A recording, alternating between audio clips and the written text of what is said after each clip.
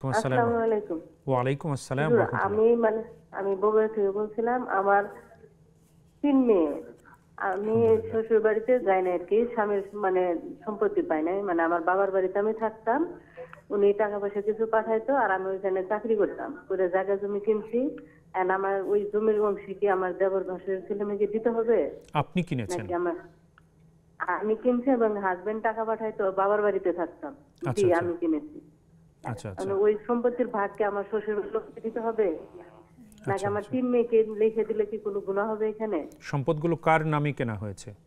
সম্পদগুলো আমার নামে কেনা হয়েছে। আচ্ছা, আচ্ছা। অনেক শুকরিয়া বোন।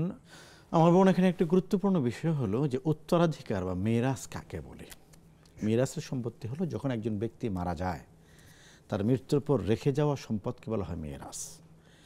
একজন ব্যক্তি মারা গিয়েছেন, তার সম্পত্তি রয়ে গিয়েছে। এখন প্রথম করণীয় কি? প্রথম করণীয় হলো দেখতে হবে যে সে ব্যক্তির কোনো ঋণ আছে কিনা, সে ব্যক্তির কোনো ঋণ রেখে গিয়েছেন কিনা। যদি ঋণ থাকে তাহলে রেখে যাওয়া সম্পত্তি থেকে সর্বপ্রথম ঋণ পরিশোধ করতে হবে।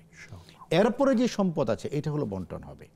এখন আপনি দুনিয়াতে বেঁচে থাকতে যদি আপনার মেয়েদেরকে আপনি সম্পদ দিয়ে যান, তাহলে তো আপনার মৃত্যুর পরে আর সম্পদ থাকছে না। ২ নম্বর বিষয় হলো যে স্বামী সম্পদ পাবে কিনা স্ত্রীর। এখানে দুটো বিষয়। একটি বিষয় হলো স্ত্রীর মৃত্যুর পরে যদি স্ত্রীর কোনো সন্তান না থাকে তাহলে স্বামী সম্পদ পাওয়ার একটা বিষয় আছে। এখন আপনার আসলে স্বামী আছেন আলহামদুলিল্লাহ, আপনার ৩ মেয়ে আছেন, টোটাল আত্মীয়স্বজন কি আছেন কি নেই, পুরো বিষয়টি বিস্তারিত আমাদেরকে বললে আমরা সেই আঙ্গিকে আপনাকে যথাযথ জবাব প্রদান করতে পারবো। একটি বিষয় আমরা সবসময় ভুল করি, আমরা বেঁচে থাকতে মিরাসের চিন্তা করি। বেঁচে থাকতে মিরাস নয়।